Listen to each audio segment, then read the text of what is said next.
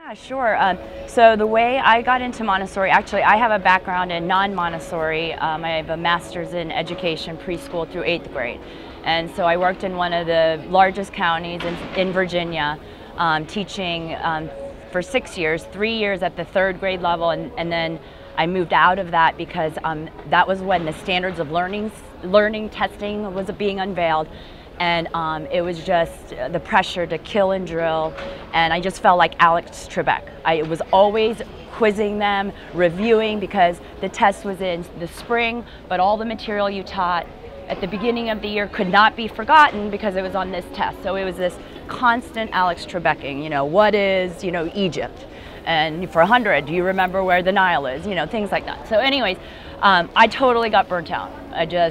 I kept having to move at this pace that I just was not very comfortable with. So I moved into the PE position for 3 years, which was fantastic too. But then I had my first child, and at the same time my best friend was opening up.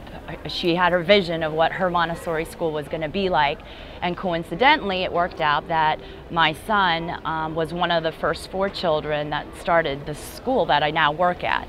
And so at first when she would tell me all about what the Montessori children were doing, I really was looking at it at the lens of just academically, and I never knew that there was this whole other layer, which is actually the more important layer that I see, which was the formation of a human, the independence, the confidence, the kindness and empathy.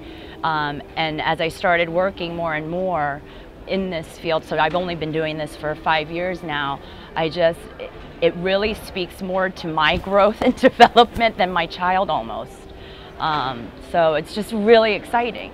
And I think that's the beauty of it, that at our open houses, that's what I talk about a lot, is that this journey started with just thinking about my child and what my husband and I thought was the best thing for our child, best way to educate our child.